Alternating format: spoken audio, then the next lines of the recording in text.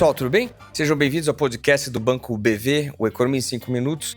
Eu sou Roberto Padovani, junto com o Carlos Lopes. A gente vai bater um papo essa semana sobre a economia norte-americana. Bom, os Estados Unidos estão no centro do debate global desde a vitória de Donald Trump no ano passado. Mas não é só as preocupações com as políticas externas e tarifárias que têm assustado os mercados. Os indicadores econômicos também não ajudam muito. A gente teve recentemente a divulgação da inflação ao consumidor e dos dados do mercado de trabalho, mostrando uma economia bastante robusta e, portanto, uma convergência muito lenta da inflação norte-americana em direção ao centro da meta, que é 2%. Mas deixa eu explicar um pouco melhor essa história. Antes mesmo da eleição do Trump, a economia norte-americana vinha crescendo, diferentemente do que a gente vê na Europa e na Ásia, por exemplo, uma economia robusta, a taxa de desemprego segue muito baixa, e isso é boa história para a renda. As pessoas estão empregadas, consumindo.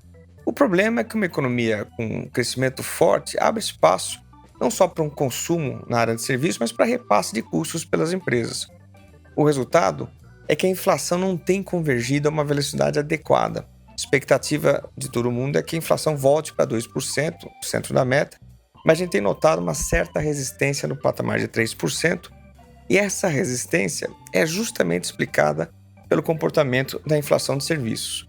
Portanto, já havia uma certa tensão no segundo semestre de 2024 com a trajetória da inflação e, portanto, com espaço para corte de juros pelo Banco Central norte-americano. Isso afeta, obviamente, todos os cenários globais. Com a vitória dos republicanos, esse quadro foi agravado, porque você pode ter uma combinação de expansão fiscal, controle de imigração e fechamento comercial. Isso agrava o risco inflacionário, dificulta a queda da inflação e pode fazer com que o Banco Central seja ainda mais cauteloso no processo de afrouxamento monetário. Portanto, a gente já tem um quadro complicado nos Estados Unidos de crescimento forte, inflação pressionada, menos espaço para corte de juros.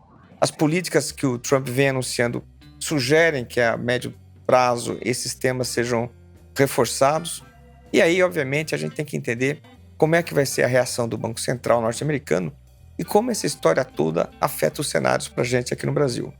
Mas quem vai contar essa parte da história é o Carlos. Antes de falar dos impactos desse cenário americano aqui no Brasil, é interessante notar como os ciclos são parecidos, né? Aqui no Brasil a gente também vive aí num momento de mercado de trabalho muito aquecido, né? Fenômeno que vem acontecendo desde a pandemia ali em muitos países e também com uma inflação muito pressionada. Acho que esse quadro ele tem uma causa em comum com o problema americano, que é o excesso de estímulo fiscal, né? Desde a pandemia, todos os governos incentivaram e muito ali com o gasto público e esse processo não terminou ainda, né? Muitos países ainda seguem numa expansão fiscal, uma expansão de gastos ainda bastante relevante.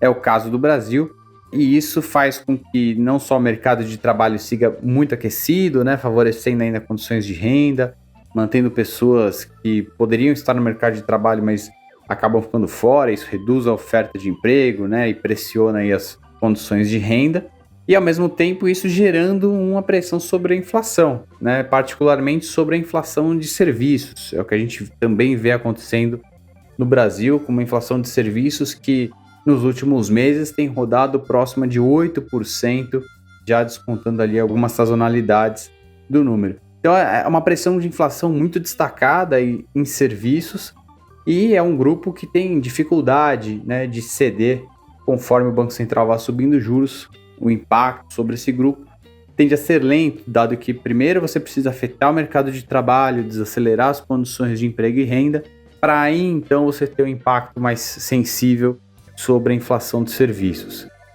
E esse cenário americano acaba por agravar um pouco esse quadro brasileiro. Não só a gente já tem uma inflação com o núcleo ali muito resistente, por conta dessas condições do mercado de trabalho, como todas essas medidas e incertezas relacionadas à economia global adicionam mais a inflação aqui, né? Principalmente pressionando o câmbio. Então, se você tem um quadro de maior inflação no mundo, nos Estados Unidos, isso eleva os juros americanos, joga pressão sobre a moeda brasileira, um câmbio aqui mais desvalorizado ajuda a pressionar a inflação, principalmente de bens, né? Não só de bens importados, mas de insumos, e tudo isso agrava ainda mais a situação da inflação aqui, e que no final tudo deve levar a um Banco Central que vai precisar manter a Selic num nível muito alto, possivelmente aí ao redor de 15%, por muito tempo, mesmo num cenário de desaceleração bastante intensa da atividade